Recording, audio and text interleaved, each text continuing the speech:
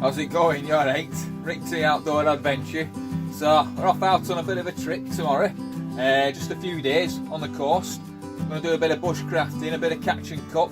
And my good friend Ant from Ant Survive the Night is joining me. And also my cousin and good friend Simon Eardley from Simon Eardley Wildlife Photography is joining us.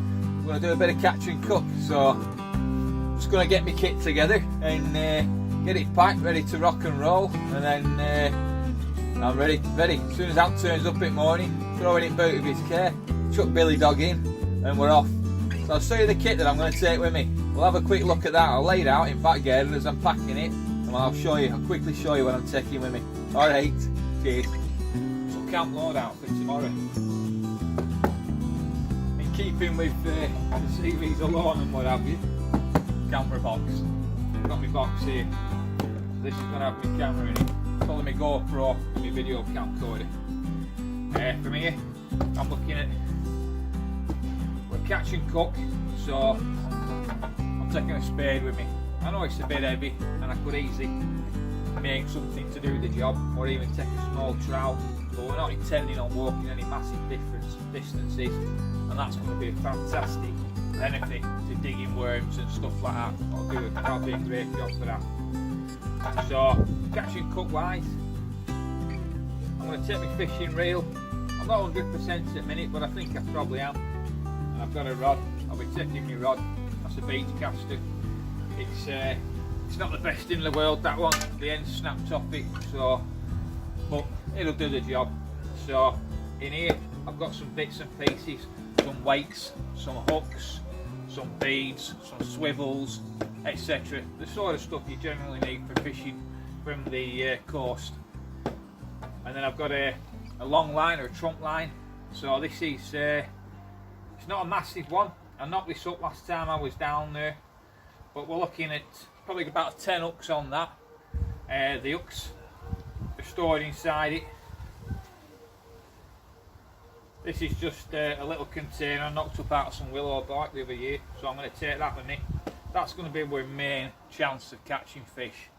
Yeah, if I've got 10 hooks there that are baited up, I know Simon's knocking up a line with maybe 20 hooks on it. Maybe Ant will knock up a line, yeah, or knock one up when we're there. So we're going to have that out. That's going to be our main source of catching fish, I would think. On from that, I've got tools wise, I'm just taking Swiss Army knife, Laplander, my Mora companion, and a small hatchet. I've gone for a small hatchet because where we're going, it's not really, I don't really need a 19-inch handle on one of my bigger axes. The small one's going to do plenty. Food bag, Colorado Bushcraft, makes some excellent bits of kit. This is a wax canvas bag from him, so that'll be containing my bits of scran. We're hoping to catch and cook mainly, but I'm not after starving, so I will have some bits of gear with me just in case. Then moving over here, I've got cordage. I'll have a bit of cordage with me. Filter, Sawyer mini filter, plus a Brown's filter bag as well. Gloves around the fire, head torch, first aid kit, spices, fire kit, and also bits and pieces. I've got my fork in there, other bits and pieces like that. Fire wise, I've got a tinder pouch. Sleep wise, tarp, Elite 3 snug pack sleeping bag, mounting equipment, mat, water, bottle, a Pathfinder cup and mug set, and I'm taking a 16cm zebra tin. I'm taking the big one, which I don't use very often, mainly for when I'm with groups, but there's 3 of us out there, and that'll do for some fish soup, fish head soup, something like that. We can get that stocked up and get it on fire bubbling away. That'll be a great resource. And I'll pack it with all this stuff anyway when we're walking in. LK35 pack, sticking with that. Clothes wise, hat, that's going to be a biggie. it's pretty warm, it's going to be warm, so that's going to keep the sun off my head. It's also going to be great when the storms arrive and there's a bit of driving rain, because these wide brimmed hats are brilliant in the rain. So my hat, long sleeve pants because of the ticks in that area, got my canvas jacket, and then footwear. I'm gonna go with the wellies. It's a little bit warm for wellies at the minute, but